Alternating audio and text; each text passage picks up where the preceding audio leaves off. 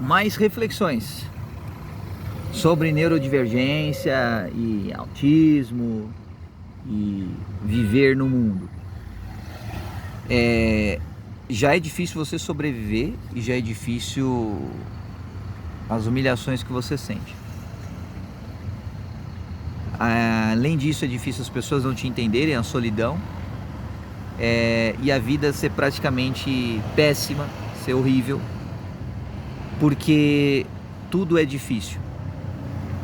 E não é porque tudo é difícil de fato na vida, mas porque as coisas acabam desnecessariamente ficando difíceis. Então, tipo, todo mundo que podia ajudar, não ajuda de verdade. Todo mundo que podia fazer alguma coisa pra deixar a sua vida menos pior, não faz. E aí, quando você coloca na ponta do lápis para você analisar por que essas pessoas não fazem, é porque elas não vão com a sua cara, só por isso. Aí você pensa, porra, esse é um motivo válido? E a verdade é que não deveria, mas é.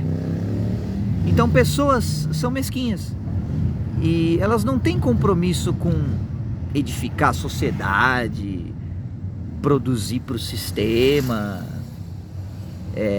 levantar o grupo. No final das contas, velho, as pessoas costumam ser um bando de egoísta colocado junto num lugar para viver e satisfazer os seus próprios desejos, ponto.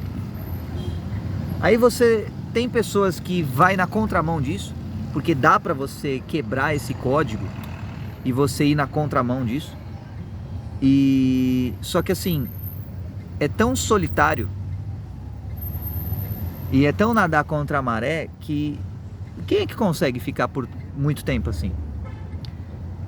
E a ironia é que quando você nada contra a maré e você vai a favor dos seus princípios e você vai contra essa mesquinhez, esse egoísmo das pessoas, e você, sabe, vive pelo próximo, pelo que é correto, pelo que é certo, qual que é a recompensa que você tem, estatisticamente falando? Um sofrimento e uma dor que dinheiro nenhum consegue remediar. Porque tem coisas que você passa na vida, velho, que te deixa uma cicatriz tão profunda que aí tipo assim, uma grana aí pra você ficar melhor. E a pessoa não fica, tipo, legal, agradeço a grana, mas isso não vai mudar a dor que eu senti e a cicatriz que eu carrego. E às vezes é isso. Então, sabe, tem vezes que a pessoa ela quer te dar uma restituição, que nem indenização. Fulano morreu, aí você recebe uma pensão ou uma indenização. Mas tipo, o dano já foi feito. Não dá pra você trazer de volta o estado anterior à perda com o dinheiro. Então é mais ou menos isso. Aí você tendo uma vida inteira neurodivergente, chega uma hora, bicho, que, sabe, você espana e você fala assim, mano, aconteça o que acontecer, nunca nada vai compensar o tipo de sofrimento, a carga de dor e sofrimento que eu passei nessa vida. Tipo, e isso não é uma conclusão legal assim, ou uma conclusão bacana pro ego de você ter. É uma merda de conclusão, porque você pensa, que merda, nada vai compensar e as pessoas vão continuar agindo dessa maneira mesquinha e vão continuar sendo as egoístas e não te entendendo e por aí vai. Então os perigos acaba sendo de você ter tanta carência emocional que você entra em situações ou permanece em situações que não era para você estar nem para você ter entrado. Mas quem é que pode julgar? Você já tem uma bagagem difícil pra caramba. Aí você recebe alguma migalha afetiva, que nem o Monk na série. A cuidadora dele, ela era paga pra cuidar dele, mas ele se apaixona por ela. Porque o cara tava tão na escassez de coisas básicas, atenção básica humana, que quando recebeu alguma migalha, pensou assim, nossa, é tudo o que eu queria. Então, a neurodivergência, cara, é uma experiência singular, mas que em muitos casos pode ter esses sinais, sabe? Esse jeitão. E aí você acaba se colocando em situações que você não queria estar, situações que te faz mal, que você permanece porque você não consegue pensar de outro modo. Você não consegue chegar em outra conclusão. Aí vem um cara e fala assim, não, mas você não pode falar que não consegue. Você tem que fazer afirmações positivas, mesmo você não acreditando, ou mesmo o fato não sendo positivo para você. E aí você tem os neurotípicos, eles falam, da hora, vamos fazer força, a gente vai reescrever o subconsciente. Aí você tem os neurotípicos que falam assim, é só acreditar, é declarar com fé, e aí pronto, você cria a tua vida. Fácil, para quem é neurotípico. Aí você tem pessoas que são neurodivergentes e falam assim, mano, eu não vou falar algo que eu não acredito. E não necessariamente invalida a fé da pessoa, entende? Aí essas pessoas acabam não botando muita fé em papinhos superficiais, porque é só um papo superficial. E o nível de profundidade importa.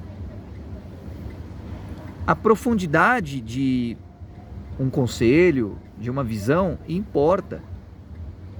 Porque a vida, ela é profunda. E por mais que as pessoas tentem simplificar a profundidade da vida, ela não vai deixar de ser profunda só porque as pessoas não sabem descrevê-la. Os seus sentimentos, por mais que você não consiga colocar em palavras, eles não vão deixar de ser profundos porque você não consegue falar. Tem coisas que você só sente. Aí tem gente que pega e fala assim, não, mas você tem que falar. Você é obrigado a falar. Porra, e o mudo então, caralho? O mudo é obrigado a falar o sentimento dele? Só porque ele, é uma pessoa? Então, é tanta falta de entendimento que é cansativo, cara. Sabe, enche o saco. E enche o saco de forma broxante ainda por cima, paradoxalmente falando. Saco cheio e broxado ainda por cima. Então, as pessoas sempre têm uma direção, uma instrução, um conselho para te dar. Assim, que é uma forma de julgamento. A pessoa que te julga, a pessoa que te dá um conselho, ela tá te julgando. Ela tá julgando que você tinha que fazer aquilo. Mas quantos está para te abraçar quando você está sofrendo? Entende? Quando você está precisando não de alguém apontando o dedo na sua cara e falando merda, mas alguém falando assim, mano, eu não vou julgar você, eu só vou entender o que você está passando e vou fazer força para entender. Já é difícil alguém entender alguma coisa sobre outra pessoa além dela mesma. Já é difícil a pessoa se entender. Entender o outro é mais difícil. E fazer força para entender o outro, aí é super difícil. Porque as pessoas, elas não querem se entender. Elas ficam apegadas na mentira. Ficam apegadas na narrativa mentirosa. Ficam apegadas nos teatrinhos que elas inventam para elas. Elas querem ser convencidas. Elas querem esquecer. O esquecimento é um vício. O esquecimento é uma fuga. O esquecimento é uma droga. Que as pessoas estão viciadas nessa droga. E dá até pra gente falar em termos mais espirituais do véu do esquecimento reencarnatório e tal, que é uma droga também, uma escala muito maior, mas deixando o papo apenas num contexto neural e neurotípico e atípico, ou neurodivergente, para ficar numa coisa assim mais, né, no mundinho normal. Já é foda você não esquecer. Já é complicado você não conseguir colocar em palavras o teu sentimento e as pessoas julgarem o sentimento que você tem. Aí você sente, como por exemplo eu senti essa emoção ou esse impulso do corpo. Aí a pessoa fala assim: cara, você quer um remédio para a gripe? Aí a outra pessoa fala: vai se agasalhar. Aí a outra pessoa fala: não, você tem que beber mais água. Aí a outra pessoa fala: não, você tem que tomar vitamina C. Aí outro cara: não, você tem que fazer aeróbico, precisa aumentar o seu metabolismo no corpo. Aí outro cara: não, você tem que dormir mais, tá com carinha de cansado. Aí outro cara fala: não, você tem que isso, você tem que aquilo. Todo mundo para dar conselho. Mas quem é que aparece para pegar e falar assim: saúde?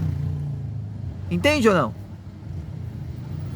E desejar o teu bem e fazer alguma coisa a seu favor, ao invés de a favor delas. Porque na verdade, na maioria dos casos, quando a pessoa dá um conselho,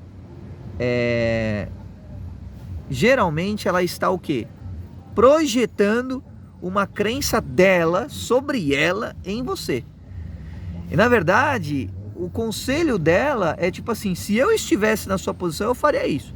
Mas ao invés dela ser honesta e falar dessa maneira, ela prefere falar assim: não, você tem que fazer desse jeito. Então, tem que, por exemplo, tomar vitamina C. Ou tem que fazer exercício. Ou tem que fazer isso, tem que fazer aquilo. Por que você espirrou? Peraí. Você perguntou pra mim por quê? Ou você partiu da porra da sua pressuposição científica? Entende?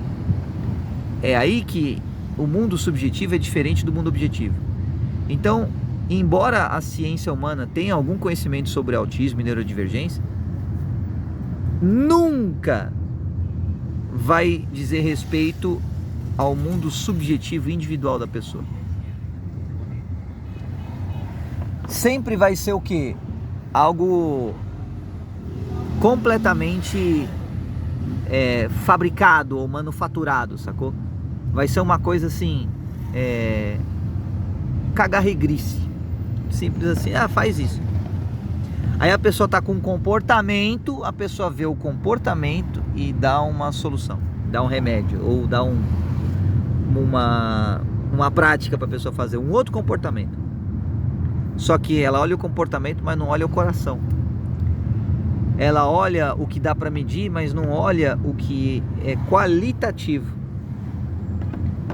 Mas essas pessoas hipócritas, quando elas se relacionam com outras pessoas, elas não querem só gestos de serviço, elas não querem só ouvir que são amadas, elas querem se sentir amadas.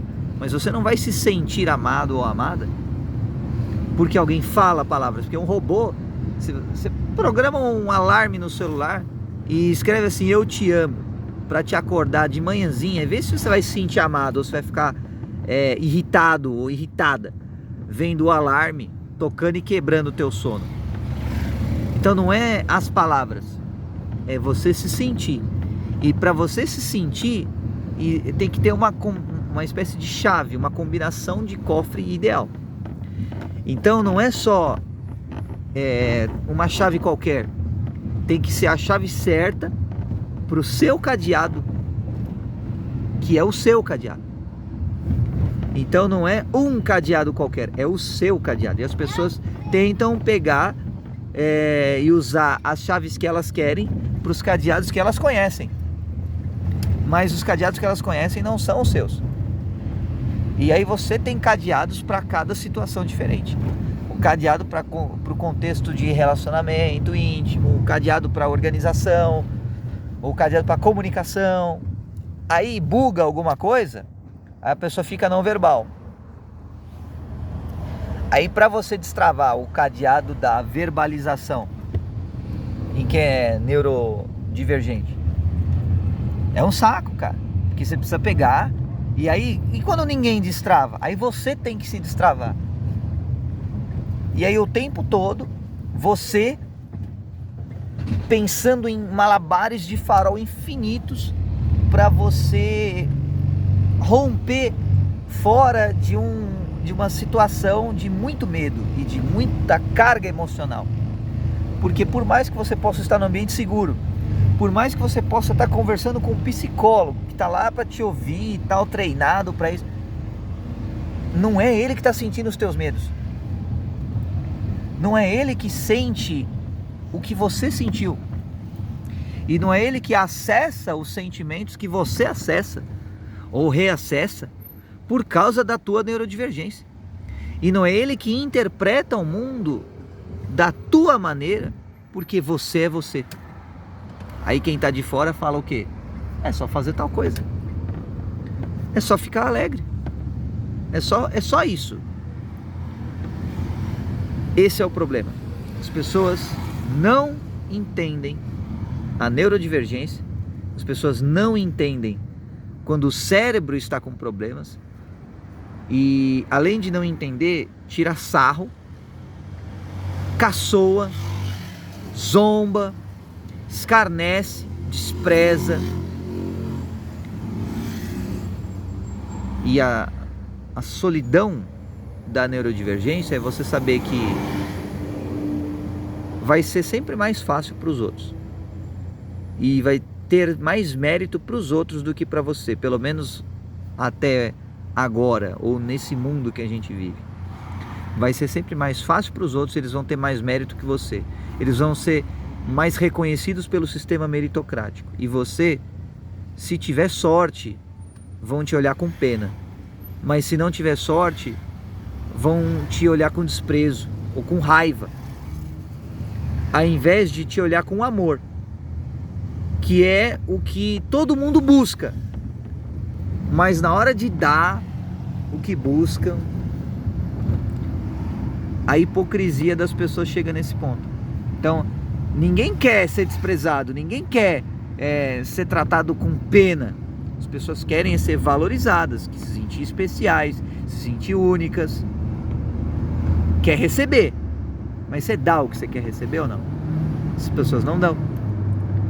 E a sociedade vai premiando e vai deixando isso passar. Então você tem um monte de gente que não tem qualificação, não tem competência, mas é típico. O cérebro é aquele modelinho típico. Modelinho. Cérebro típico. E as pessoas vão premiando, batendo palminha, aceitando ou até tentando modelar, que é o termo chique para imitar. E aí você, quando você imita e quando você modela, é 1000 vezes mais difícil para você. E as pessoas olham e falam assim: nossa, mas essa pessoa é um ator ou uma atriz. Porque quando você não é, as pessoas te excluem. Quando você é verdadeiro ou verdadeira, as pessoas te desprezam.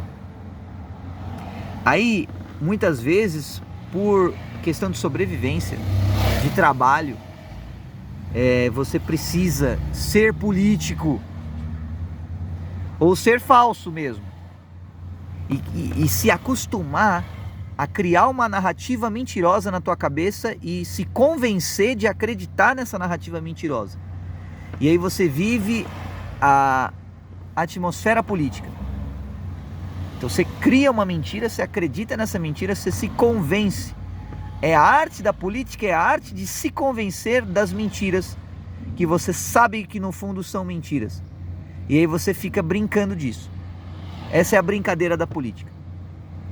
Aí tem vários estratagemas para você se convencer das mentiras. Não, porque no fundo a gente vai fazer, cara. Vai fazer.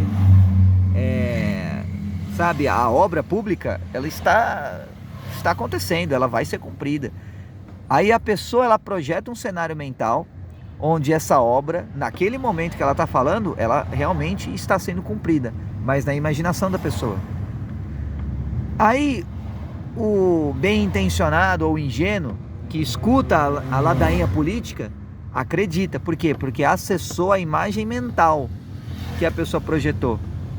Mas a imagem mental não é a realidade, é só uma possibilidade. E aí as pessoas ficam se auto-enganando nisso. Fica se auto-enganando, enganam outras pessoas e vai às custas das outras pessoas, criando alguns casos esporádicos nos quais essa narrativa política mentirosa foi verdade. Aí as pessoas, elas se convencem. Então, tipo assim, de 1000 pessoas, uma deu certo. Nossa, aí pega e faz um marketing em cima dessa uma que deu certo. Aí isso tenta criar um convencimento irreal de que dá certo para as 1000. Mas só deu certo para uma, as 999 não deu certo. E aí a propaganda vende que se não deu certo para as 999 é porque elas não se esforçaram bastante. Meritocracia. Ó, você não está funcionando porque você não está fazendo força o suficiente. Então é tipo você falar pro cadeirante: olha, tu não está andando, por quê? Entende? Será que é porque você não está fazendo força o suficiente? Então a conexão do cérebro com o corpo